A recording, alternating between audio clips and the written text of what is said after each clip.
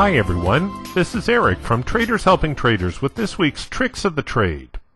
This week I want to reintroduce you to a tool that we use in our trading manual, but that I really haven't mentioned for a while, and that is trend lines. Trend lines can be a very helpful tool to help you in identifying price action. As a rule, I usually like to see the market reacting close to a trend line or off of a trend line. That makes our trades that much more predictable. Now, I tend to draw my trend lines a little bit differently than most people. You can draw trend lines in the traditional way, where you start from the left side of the chart and you move to the right. However, I find drawing a trend line backwards to be a little bit more effective because it will take into consideration more of the current price action. So for instance, here we have the market.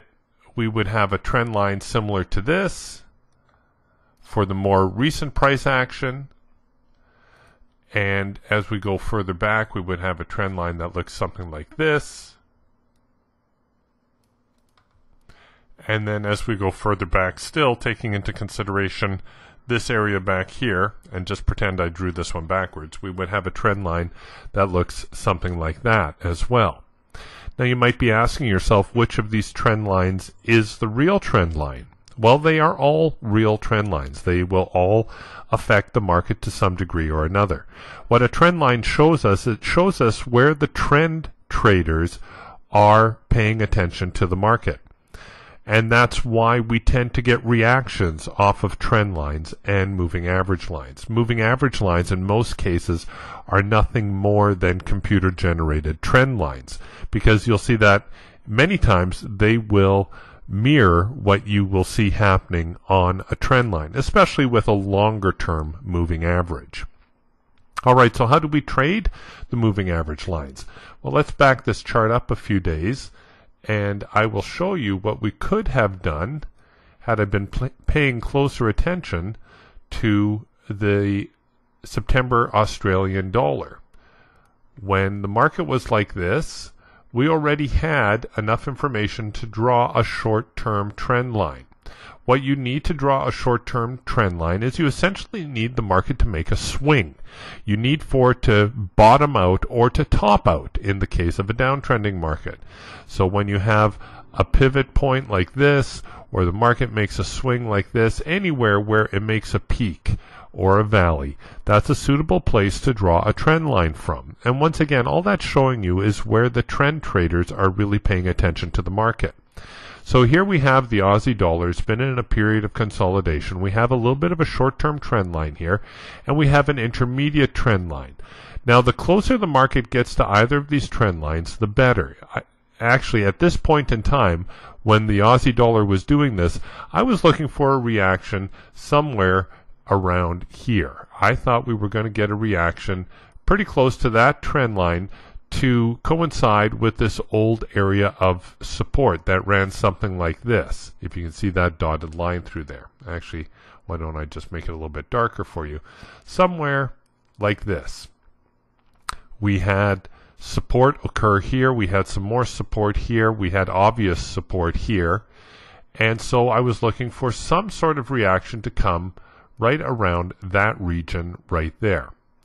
And what happened is the Aussie dollar, it made a stab lower, and then all of a sudden it went higher. So this was actually our buy signal now. This is our red-green bar combination, and this was our cue to get long on the market. Now, I let it pass because I thought we were a little bit too close to the old contract highs, and I was actually looking for a failure, but it turns out that the Aussie dollar had different ideas, and at least for a few days rallied a little bit higher, and in hindsight I wish I'd taken advantage of it, because that would have been good to the tune of, well, nearly $1,000, even if we had traded it conservatively.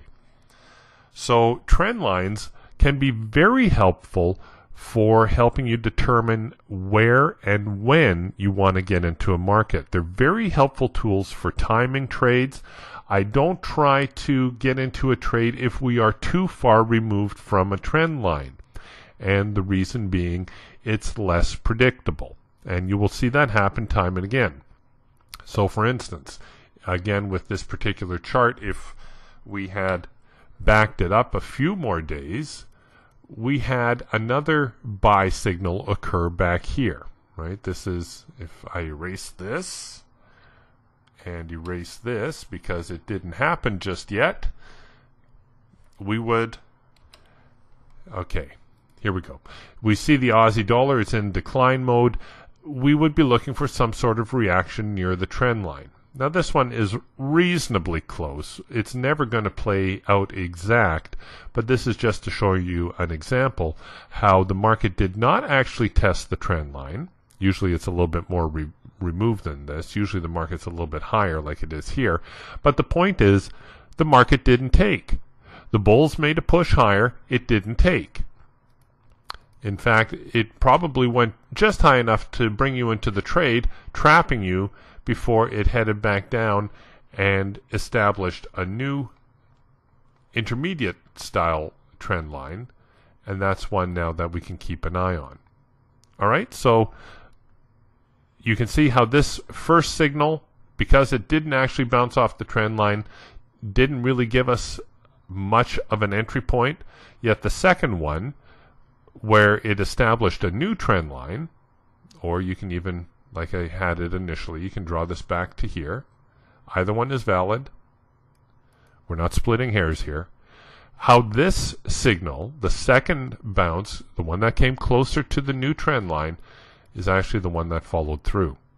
So play with it a little bit. Throw a trend line on your chart. If nothing else, it will help keep you on the right side of the trade by paying attention to which side of the market, which side of the trend line the market is actually trading on. And that's this week's Tricks of the Trade.